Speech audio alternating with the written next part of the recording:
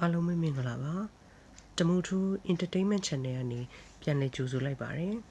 အခုပြောပြမယ့်အကြောင်းအရာကတော့2026မှာ YouTube ကနေငွေရှာနည်း5ချက်ကိုပြောပြပေးသွားမှာဖြစ်ပါတယ်တင်က YouTube ကိုဗီဒီယိုကြည့်ဖို့ပဲသုံးနေတာလားဒါမှမဟုတ်ဗီဒီယိုတင်ပြီးဒေါ်လာတွေရှာဖို့စဉ်းစားနေတာလား2026မှာ YouTube ကနေငွေရှာရတာအရင်ကထက်ပိုလွယ်ကူသလိုပိုပြီးတော့လဲစိန်ခေါ်မှုတွေရှိလာပါတယ်ကြည့်ရှုသူ view တက်ရုံတင်မဟုတ်ပဲတကယ်ဝင်ငွေဖြစ်လာဖို့ဘာတွေပြောင်းလဲရမလဲဒီနေ့ဗီဒီယိုမှာ2026မှာ YouTube ကနေငွေရှာနိုင်မဲ့လျှို့ဝှက်ချက်5ချက်ကိုအစီအရင်ပြောပြပေးသွားမှာမို့အဆုံးထိကြည့်ပေးဖို့တော့မမေ့နဲ့ဦးနော်နံပါတ်1အနေနဲ့ AI Power Content Creation လို့ခေါ်တဲ့ AI ကိုအကျိုးရှိအသုံးချခြင်းအကြောင်းပြောပြပေးမှာဖြစ်ပါတယ်2026မှာ AI ကလူတိုင်းရဲ့လက်ထဲကိုရောက်နေပါပြီဒါပေမဲ့ AI ကဖန်တီးတဲ့အရာတွေကြီးပဲတင်ရင် YouTube ကဝင်ငွေပိတ်နိုင်ပါတယ်အဓိကတော့ချက်က AI ကိုtool တစ်ခုအနေနဲ့သုံးဖို့ပါခေါင်းစဉ်နဲ့ script ရေးဖို့ AI ကိုသုံးပါ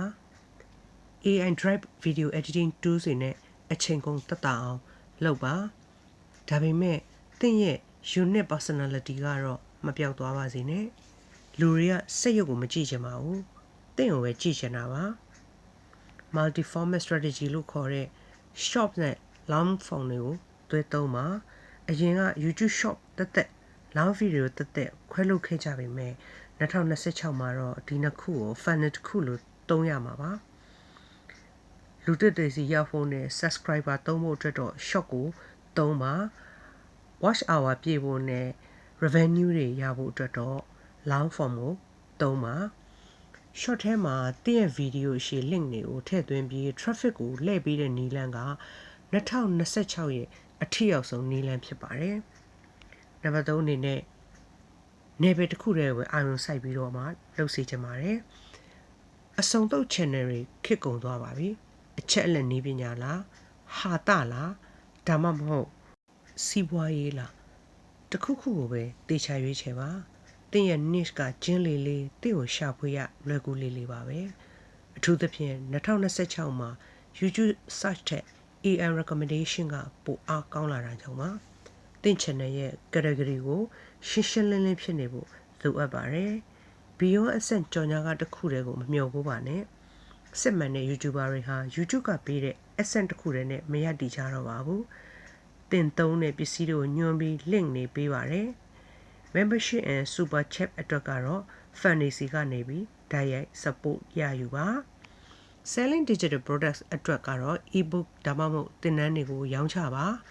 ဒီလိုဝင်ငွေလမ်းကြောင်းမျိုးစုံရှိနေမှာသင်ရဲ့ channel ရဲ့ရေရှည်ရပ်တည်မှုကခိုင်မာမှာပါနံပါတ်5အနေနဲ့ကတော့ community engagement လို့ခေါ်တဲ့ပရိသတ်နဲ့ထိတွေ့ဆက်ဆံမှုပါပဲဗီဒီယိုတင်ပြီးပြစ်ထားလို့တော့မရပါဘူး2026 algorithm ကတော့လူတွေဘလောက်ကြာကြည့်လဲဆိုတာတဲ့လူတွေဘလောက်အပြန်အလှန်ဆက်သွယ်တယ်လဲဆိုတာကိုပိုဦးစားပေးပါတယ် comment တွေကိုပြန်ပေးပါ community post မှာပိုးတွေမဲခွဲတာတွေကိုလုပ်ပေးပါပရိသတ်ကတင့်ကိုခင်မင်ရင်းနှီးသွားရင်သူတို့ကတင့်ရဲ့အမာခံ customer တွေဖြစ်လာပါလိမ့်မယ်အခုပြောပြသွားတဲ့အချက်5ချက်ကိုလိုက်နာမယ်ဆိုရင်2026မှာအောင်မြင်တဲ့ YouTube channel တစ်ခုပိုင်ဆိုင်မှုမဝေးတော့ပါဘူးအဓိကကတော့မရက်မနာစူးစမ်းဖို့ပါပဲဒီဗီဒီယိုလေးကတင့်အတွက်အကျိုးရှိတယ်ဆိုလို့ရှိရင်တော့ like share and subscribe လုပ်ခဲ့ဖို့မမေ့ပါနဲ့ဦးနော်နောက်ထပ်လည်း YouTube နဲ့ပတ်သက်တဲ့နီးလန်းကောင်းတွေကိုဆက်လက်မျှဝေပေးသွားမှာပါအားလုံးပဲအောင်မြင်ကြပါစေကျေးဇူးများတင်ပါတယ်